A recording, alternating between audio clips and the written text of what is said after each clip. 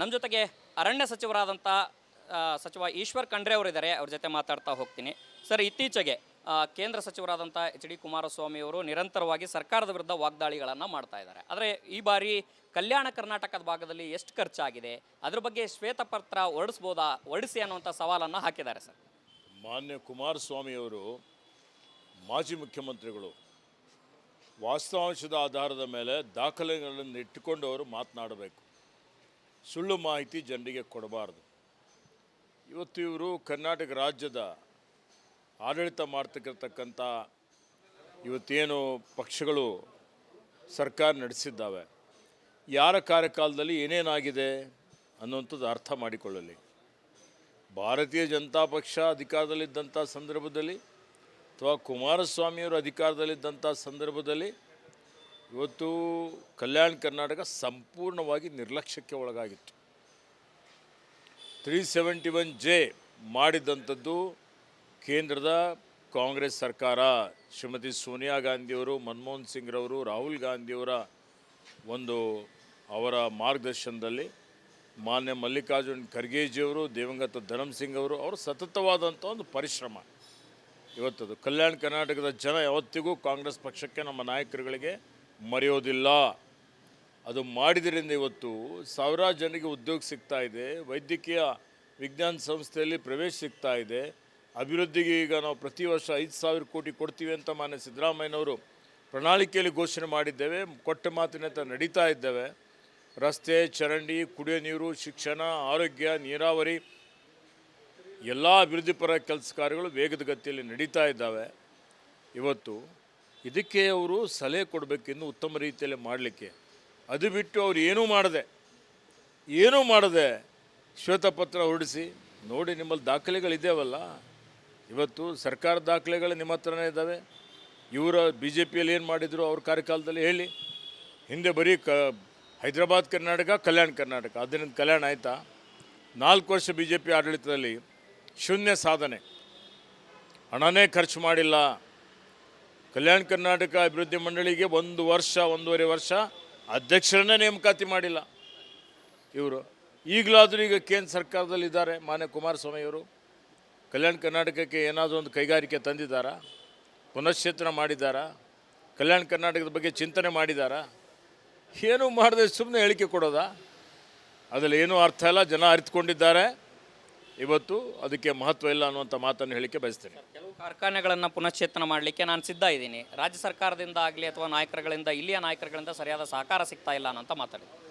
ನೋಡಿ, ಮಾಡಿ ತೋರಿಸಲಿ. ಕರ್ನಾಟಕ ರಾಜ್ಯಕ್ಕೆ ಕೇಂದ್ರದಿಂದ ಇಷ್ಟೊಂದು ಘೋರ ಅನ್ಯಾಯ ಆಗ್ತಾ ಇದೆ, ಮಲ್ತಾಯಿ ಧೋರಣೆ ಅನುಸರಿಸ್ತಾ ಇದ್ದಾರೆ. ನೀರಾವರಿ ಯೋಜನೆಗಳಿಗೆ ಬಜೆಟಲ್ಲಿ ಘೋಷಣೆ ಮಾಡಿದ ಅನುದಾನವನ್ನು ಕೊಟ್ಟಿಲ್ಲ. GSTಯಲ್ಲಿ ಅನ್ಯಾಯ ಆಗ್ತಾ ಇದೆ. ಇವತ್ತು NDRFಲ್ಲಿ ಅನ್ಯಾಯ ಆಗ್ತಾ ಇದೆ. ಇವತ್ತೇನು ನಮ್ಮ ಪ್ರಪೋಸಲ್ಸ್ ಇದೆ ನೀರಾವರಿ ಯೋಜನೆಗಳು, ಕಳಸಾ ಬಂಡೂರಿ ನಾಲೆ ಯೋಜನೆ ಇರ್ಬೋದು, ಇವತ್ತು ಇನ್ನಿತರ ಯೋಜನೆಗಳಿರ್ಬೋದು, ನೀರಾವರಿ ಯೋಜನೆಗಳು, ಆ ಎಲ್ಲ ಯೋಜನೆಗಳಿಗೆ ಇವತ್ತು ಕೇಂದ್ರ ಸರ್ಕಾರ ಕೊಕ್ಕೆ ಹಾಕಿಕೊಂಡು ಕೂತಿದೆ. ನಮಗೇನು ಸಹಕಾರ, ಅವೆಲ್ಲ ಸಮಸ್ಯೆಗಳು ಬಗೆಹರಿಸಲಿ, ಪುನಶ್ಚೇತನ ಮಾಡಲಿ. ಬೇಡ ಅಂತ ಯಾರಂತಾರೆ? ಇವತ್ತು ಯಾವುದೇ ಸರ್ಕಾರಿ ಸ್ವಾಮ್ಯದ ಉದ್ದಿಮೆ ಪುನಶ್ಚೇತನ ಮಾಡಲಿಕ್ಕೆ ಕರ್ನಾಟಕ ಸರ್ಕಾರ ಬದ್ಧವಾಗಿದೆ. ನಮ್ಮ ಸಂಪೂರ್ಣ ಬೆಂಬಲ ಇದೆ. ಮಾಡುವಂಥ ಇಚ್ಛಾಶಕ್ತಿ ಅವ್ರು ತೋರಿಸಲಿ. HMT ಭೂ ಪ್ರದೇಶವನ್ನು ತೆಗೆದುಕೊಂಡ್ರು, ಏನೂ ಮಾಡಲಿಲ್ಲ, ಸುಮ್ಮನೆ ಕೇಸ್ ಹಾಕಿ ಕೂತಿದ್ದಾರೆ ಅಂತ. ನಾವೇನು ಕೇಸ್ ಹಾಕಿಲ್ಲ.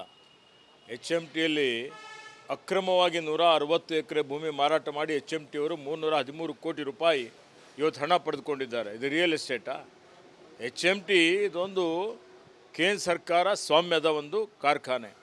ಇದು ಇಲ್ಲಿ ಜನರಿಗೆ ಉದ್ಯೋಗ ಕೊಡಬೇಕು, ಉತ್ಪಾದನೆ ಮಾಡಬೇಕು ಅನ್ನೋಂಥದ್ದು ಉದ್ದೇಶ. ಅವರಿಗೆ ಅರಣ್ಯ ಇಲಾಖೆ ಜಮೀನು ತಗೊಂಡು ಹಸಿರು ಹೊದಿಕೆ ಜಾಸ್ತಿ ಮಾಡೋದು ಬಿಟ್ಟು ರಿಯಲ್ ಎಸ್ಟೇಟ್ ಅವರಿಗೆ ಮಾರಾಟ ಮಾಡುವಂಥದ್ದು ಅವರಿಗೆ ಅಧಿಕಾರ ಇದೆಯಾ? ಅದ್ರ ಬಗ್ಗೆ ಮಾತಾಡಲಿ. ಅದ್ರ ಬಗ್ಗೆ ಯಾಕೆ ಮಾತಾಡೋದಿಲ್ಲ? ಸರ್, ಕೊನೆಯ ಪ್ರಶ್ನೆ. ಈಶ್ವರ್ ಖಂಡ್ರೆ ಅವರು ಇಲಾಖೆ ಕೆಲಸಗಳಲ್ಲಿ ಇಲ್ಲಿ ಫುಲ್ ಬ್ಯುಸಿ ಆಗಿದ್ದಾರೆ. ಆದರೆ ಬೀದರ್ ಕಾಂಗ್ರೆಸ್ನಲ್ಲಿ ಒಂದಷ್ಟು ಗೊಂದಲಗಳು ಶುರುವಾಗಿದೆಯಲ್ಲ ಸರ್? ಅವರೆಲ್ಲ ನಮ್ಮ ಸ್ನೇಹಿತರಿದ್ದಾರೆ, ಯಾವುದು ಗೊಂದಲ ಇಲ್ಲ. ನಾನು ಮಾತನಾಡ್ತೇನೆ. ಇದಿಷ್ಟು ಅರಣ್ಯ ಸಚಿವರಾದಂಥ ಸಚಿವ ಈಶ್ವರ್ ಖಂಡ್ರೆ ಅವರ ಮಾತಾಗಿದೆ. ಕ್ಯಾಮ್ರಾ ಪರ್ಸನ್ ಮಂಜುನಾಥ್ ಜೊತೆ ಹನುಮಂತ ದುರ್ಗದ್, ಆರ್ ಕನ್ನಡ, ಬೆಂಗಳೂರು. ನಮ್ಮ ಜೊತೆಗೆ ಅರಣ್ಯ ಸಚಿವರಾದಂಥ ಸಚಿವ ಈಶ್ವರ್ ಖಂಡ್ರೆ ಅವರಿದ್ದಾರೆ. ಅವ್ರ ಜೊತೆ ಮಾತಾಡ್ತಾ ಹೋಗ್ತೀನಿ. ಸರ್, ಇತ್ತೀಚೆಗೆ ಕೇಂದ್ರ ಸಚಿವರಾದಂಥ ಎಚ್ ಡಿ ಕುಮಾರಸ್ವಾಮಿ ಅವರು ನಿರಂತರವಾಗಿ ಸರ್ಕಾರದ ವಿರುದ್ಧ ವಾಗ್ದಾಳಿಗಳನ್ನು ಮಾಡ್ತಾ ಇದ್ದಾರೆ. ಆದರೆ ಈ ಬಾರಿ ಕಲ್ಯಾಣ ಕರ್ನಾಟಕದ ಭಾಗದಲ್ಲಿ ಎಷ್ಟು ಖರ್ಚಾಗಿದೆ, ಅದ್ರ ಬಗ್ಗೆ ಶ್ವೇತಪತ್ರ ಹೊರಡಿಸಿ ಅನ್ನುವಂಥ ಸವಾಲನ್ನು ಹಾಕಿದ್ದಾರೆ ಸರ್. ಮಾನ್ಯ ಕುಮಾರಸ್ವಾಮಿಯವರು ಮಾಜಿ ಮುಖ್ಯಮಂತ್ರಿಗಳು ವಾಸ್ತವಾಂಶದ ಆಧಾರದ ಮೇಲೆ ದಾಖಲೆಗಳನ್ನು ಇಟ್ಟುಕೊಂಡು ಅವರು ಮಾತನಾಡಬೇಕು. ಸುಳ್ಳು ಮಾಹಿತಿ ಜನರಿಗೆ ಕೊಡಬಾರ್ದು. ಇವತ್ತು ಇವರು ಕರ್ನಾಟಕ ರಾಜ್ಯದ ಆಡಳಿತ ಮಾಡ್ತಕ್ಕಂಥ ಇವತ್ತೇನು ಪಕ್ಷಗಳು ಸರ್ಕಾರ ನಡೆಸಿದ್ದಾವೆ, ಯಾರ ಕಾರ್ಯಕಾಲದಲ್ಲಿ ಏನೇನಾಗಿದೆ ಅನ್ನುವಂಥದ್ದು ಅರ್ಥ ಮಾಡಿಕೊಳ್ಳಲಿ. ಭಾರತೀಯ ಜನತಾ ಪಕ್ಷ ಅಧಿಕಾರದಲ್ಲಿದ್ದಂಥ ಸಂದರ್ಭದಲ್ಲಿ ಅಥವಾ ಕುಮಾರಸ್ವಾಮಿಯವರು ಅಧಿಕಾರದಲ್ಲಿದ್ದಂಥ ಸಂದರ್ಭದಲ್ಲಿ ಇವತ್ತು ಕಲ್ಯಾಣ ಕರ್ನಾಟಕ ಸಂಪೂರ್ಣವಾಗಿ ನಿರ್ಲಕ್ಷ್ಯಕ್ಕೆ ಒಳಗಾಗಿತ್ತು. 371J ಮಾಡಿದಂಥದ್ದು ಕೇಂದ್ರದ ಕಾಂಗ್ರೆಸ್ ಸರ್ಕಾರ, ಶ್ರೀಮತಿ ಸೋನಿಯಾ ಗಾಂಧಿಯವರು, ಮನಮೋಹನ್ ಸಿಂಗ್ರವರು, ರಾಹುಲ್ ಗಾಂಧಿಯವರ ಅವರ ಮಾರ್ಗದರ್ಶನದಲ್ಲಿ ಮಾನ್ಯ ಮಲ್ಲಿಕಾರ್ಜುನ್ ಖರ್ಗೆಜಿಯವರು, ದಿವಂಗತ ಧರಮ್ಸಿಂಗ್ ಅವರು ಅವರ ಸತತವಾದಂಥ ಒಂದು ಪರಿಶ್ರಮ ಇವತ್ತದು. ಕಲ್ಯಾಣ ಕರ್ನಾಟಕದ ಜನ ಯಾವತ್ತಿಗೂ ಕಾಂಗ್ರೆಸ್ ಪಕ್ಷಕ್ಕೆ, ನಮ್ಮ ನಾಯಕರುಗಳಿಗೆ ಮರೆಯೋದಿಲ್ಲ. ಅದು ಮಾಡಿದ್ರಿಂದ ಇವತ್ತು ಸಾವಿರಾರು ಜನರಿಗೆ ಉದ್ಯೋಗ ಸಿಗ್ತಾ ಇದೆ, ವೈದ್ಯಕೀಯ ವಿಜ್ಞಾನ ಸಂಸ್ಥೆಯಲ್ಲಿ ಪ್ರವೇಶ ಸಿಗ್ತಾ ಇದೆ, ಅಭಿವೃದ್ಧಿಗೆ ಈಗ ನಾವು ಪ್ರತಿ ವರ್ಷ 5,000 ಕೋಟಿ ಕೊಡ್ತೀವಿ ಅಂತ ಮಾನ್ಯ ಸಿದ್ದರಾಮಯ್ಯನವರು ಪ್ರಣಾಳಿಕೆಯಲ್ಲಿ ಘೋಷಣೆ ಮಾಡಿದ್ದೇವೆ, ಕೊಟ್ಟ ಮಾತಿನಂತೆ ನಡೀತಾ ಇದ್ದೇವೆ.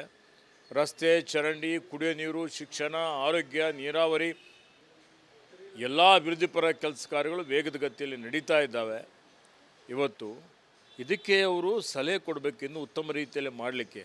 ಅದು ಬಿಟ್ಟು ಅವ್ರು ಏನೂ ಮಾಡದೆ ಶ್ವೇತಪತ್ರ ಹೊರಡಿಸಿ ನೋಡಿ, ನಿಮ್ಮಲ್ಲಿ ದಾಖಲೆಗಳಿದ್ದಾವಲ್ಲ, ಇವತ್ತು ಸರ್ಕಾರದ ದಾಖಲೆಗಳು ನಿಮ್ಮ ಹತ್ರನೇ ಇದ್ದಾವೆ. ಇವರ ಬಿ ಜೆ ಪಿಯಲ್ಲಿ ಏನು ಮಾಡಿದರು ಅವ್ರ ಕಾರ್ಯಕಾಲದಲ್ಲಿ ಹೇಳಿ. ಹಿಂದೆ ಬರೀ ಹೈದರಾಬಾದ್ ಕರ್ನಾಟಕ, ಕಲ್ಯಾಣ ಕರ್ನಾಟಕ, ಅದರಿಂದ ಕಲ್ಯಾಣ ಆಯಿತಾ? 4 ವರ್ಷ ಬಿ ಜೆ ಪಿ ಆಡಳಿತದಲ್ಲಿ ಶೂನ್ಯ ಸಾಧನೆ, ಹಣನೇ ಖರ್ಚು ಮಾಡಿಲ್ಲ. ಕಲ್ಯಾಣ ಕರ್ನಾಟಕ ಅಭಿವೃದ್ಧಿ ಮಂಡಳಿಗೆ 1.5 ವರ್ಷ ಅಧ್ಯಕ್ಷರನ್ನೇ ನೇಮಕಾತಿ ಮಾಡಿಲ್ಲ ಇವರು. ಈಗಲಾದರೂ ಈಗ ಕೇಂದ್ರ ಸರ್ಕಾರದಲ್ಲಿ ಇದ್ದಾರೆ ಮಾನ್ಯ ಕುಮಾರಸ್ವಾಮಿಯವರು. ಕಲ್ಯಾಣ ಕರ್ನಾಟಕಕ್ಕೆ ಏನಾದರೂ ಒಂದು ಕೈಗಾರಿಕೆ ತಂದಿದ್ದಾರಾ? ಪುನಶ್ಚೇತನ ಮಾಡಿದ್ದಾರಾ? ಕಲ್ಯಾಣ ಕರ್ನಾಟಕದ ಬಗ್ಗೆ ಚಿಂತನೆ ಮಾಡಿದ್ದಾರಾ? ಏನೂ ಮಾಡದೆ ಸುಮ್ಮನೆ ಹೇಳಿಕೆ ಕೊಡೋದಾ? ಅದರಲ್ಲಿ ಏನೂ ಅರ್ಥ ಇಲ್ಲ. ಜನ ಅರಿತುಕೊಂಡಿದ್ದಾರೆ. ಇವತ್ತು ಅದಕ್ಕೆ ಮಹತ್ವ ಇಲ್ಲ ಅನ್ನುವಂಥ ಮಾತನ್ನು ಹೇಳಿಕೆ ಬಯಸ್ತೇನೆ. ಕೆಲವು ಕಾರ್ಖಾನೆಗಳನ್ನು ಪುನಶ್ಚೇತನ ಮಾಡಲಿಕ್ಕೆ ನಾನು ಸಿದ್ಧ ಇದ್ದೀನಿ. ರಾಜ್ಯ ಸರ್ಕಾರದಿಂದ ಆಗಲಿ ಅಥವಾ ನಾಯಕರುಗಳಿಂದ, ಇಲ್ಲಿಯ ನಾಯಕರುಗಳಿಂದ ಸರಿಯಾದ ಸಹಕಾರ ಸಿಗ್ತಾ ಇಲ್ಲ ಅನ್ನೋಂಥ ಮಾತಾಡಿದೆ. ನೋಡಿ, ಮಾಡಿ ತೋರಿಸಲಿ. ಕರ್ನಾಟಕ ರಾಜ್ಯಕ್ಕೆ ಕೇಂದ್ರದಿಂದ ಇಷ್ಟೊಂದು ಘೋರ ಅನ್ಯಾಯ ಆಗ್ತಾ ಇದೆ, ಮಲ್ತಾಯಿ ಧೋರಣೆ ಅನುಸರಿಸ್ತಾ ಇದ್ದಾರೆ. ನೀರಾವರಿ ಯೋಜನೆಗಳಿಗೆ ಬಜೆಟಲ್ಲಿ ಘೋಷಣೆ ಮಾಡಿದ ಅನುದಾನವನ್ನು ಕೊಟ್ಟಿಲ್ಲ. GSTಯಲ್ಲಿ ಅನ್ಯಾಯ ಆಗ್ತಾ ಇದೆ. ಇವತ್ತು NDRF ಅಲ್ಲಿ ಅನ್ಯಾಯ ಆಗ್ತಾ ಇದೆ. ಇವತ್ತೇನು ನಮ್ಮ ಪ್ರಪೋಸಲ್ಸ್ ಇದೆ ನೀರಾವರಿ ಯೋಜನೆಗಳು, ಕಳಸಾ ಬಂಡೂರಿ ನಾಲೆ ಯೋಜನೆ ಇರ್ಬೋದು, ಇವತ್ತು ಇನ್ನಿತರ ಯೋಜನೆಗಳಿರ್ಬೋದು, ನೀರಾವರಿ ಯೋಜನೆಗಳು, ಆ ಎಲ್ಲ ಯೋಜನೆಗಳಿಗೆ ಇವತ್ತು ಕೇಂದ್ರ ಸರ್ಕಾರ ಕೊಕ್ಕೆ ಹಾಕಿಕೊಂಡು ಕೂತಿದೆ. ನಮಗೇನು ಸಹಕಾರ, ಅವೆಲ್ಲ ಸಮಸ್ಯೆಗಳು ಬಗೆಹರಿಸಲಿ, ಪುನಶ್ಚೇತನ ಮಾಡಲಿ. ಬೇಡ ಅಂತ ಯಾರಂತಾರೆ? ಇವತ್ತು ಯಾವುದೇ ಸರ್ಕಾರಿ ಸ್ವಾಮ್ಯದ ಉದ್ದಿಮೆ ಪುನಶ್ಚೇತನ ಮಾಡಲಿಕ್ಕೆ ಕರ್ನಾಟಕ ಸರ್ಕಾರ ಬದ್ಧವಾಗಿದೆ. ನಮ್ಮ ಸಂಪೂರ್ಣ ಬೆಂಬಲ ಇದೆ. ಮಾಡುವಂಥ ಇಚ್ಛಾಶಕ್ತಿ ಅವ್ರು ತೋರಿಸಲಿ. ಅಲ್ಲ, HMT ಭೂ ಪ್ರದೇಶವನ್ನು ತೆಗೆದುಕೊಂಡ್ರು, ಏನೂ ಮಾಡಲಿಲ್ಲ, ಸುಮ್ಮನೆ ಕೇಸ್ ಹಾಕಿ ಕೂತಿದ್ದಾರೆ ಅಂತ. ನಾವೇನು ಕೇಸ್ ಹಾಕಿಲ್ಲ. HMTಯಲ್ಲಿ ಅಕ್ರಮವಾಗಿ 160 ಎಕರೆ ಭೂಮಿ ಮಾರಾಟ ಮಾಡಿ HMT ಅವರು 313 ಕೋಟಿ ರೂಪಾಯಿ ಇವತ್ತು ಹಣ ಪಡೆದುಕೊಂಡಿದ್ದಾರೆ. ಇದು ರಿಯಲ್ ಎಸ್ಟೇಟಾ? HMT ಇದೊಂದು ಕೇಂದ್ರ ಸರ್ಕಾರ ಸ್ವಾಮ್ಯದ ಒಂದು ಕಾರ್ಖಾನೆ. ಇದು ಇಲ್ಲಿ ಜನರಿಗೆ ಉದ್ಯೋಗ ಕೊಡಬೇಕು, ಉತ್ಪಾದನೆ ಮಾಡಬೇಕು ಅನ್ನೋಂಥದ್ದು ಉದ್ದೇಶ. ಅವರಿಗೆ ಅರಣ್ಯ ಇಲಾಖೆ ಜಮೀನು ತಗೊಂಡು ಹಸಿರು ಹೊದಿಕೆ ಜಾಸ್ತಿ ಮಾಡೋದು ಬಿಟ್ಟು ರಿಯಲ್ ಎಸ್ಟೇಟ್ ಅವರಿಗೆ ಮಾರಾಟ ಮಾಡುವಂಥದ್ದು ಅವರಿಗೆ ಅಧಿಕಾರ ಇದೆಯಾ? ಅದ್ರ ಬಗ್ಗೆ ಮಾತಾಡಲಿ. ಅದ್ರ ಬಗ್ಗೆ ಯಾಕೆ ಮಾತಾಡೋದಿಲ್ಲ? ಸರ್, ಕೊನೆಯ ಪ್ರಶ್ನೆ. ಈಶ್ವರ್ ಖಂಡ್ರೆ ಅವರು ಇಲಾಖೆ ಕೆಲಸಗಳಲ್ಲಿ ಇಲ್ಲಿ ಫುಲ್ ಬ್ಯುಸಿ ಆಗಿದ್ದಾರೆ. ಆದರೆ ಬೀದರ್ ಕಾಂಗ್ರೆಸ್ನಲ್ಲಿ ಒಂದಷ್ಟು ಗೊಂದಲಗಳು ಶುರುವಾಗಿದೆಯಲ್ಲ ಸರ್? ಅವರೆಲ್ಲ ನಮ್ಮ ಸ್ನೇಹಿತರಿದ್ದಾರೆ, ಯಾವುದು ಗೊಂದಲ ಇಲ್ಲ. ನಾನು ಮಾತನಾಡ್ತೇನೆ. ಇದಿಷ್ಟು ಅರಣ್ಯ ಸಚಿವರಾದಂಥ ಸಚಿವ ಈಶ್ವರ್ ಖಂಡ್ರೆ ಅವರ ಮಾತಾಗಿದೆ. ಕ್ಯಾಮ್ರಾ ಪರ್ಸನ್ ಮಂಜುನಾಥ್ ಜೊತೆ ಹನುಮಂತ ದುರ್ಗದ್, ಆರ್ ಕನ್ನಡ, ಬೆಂಗಳೂರು.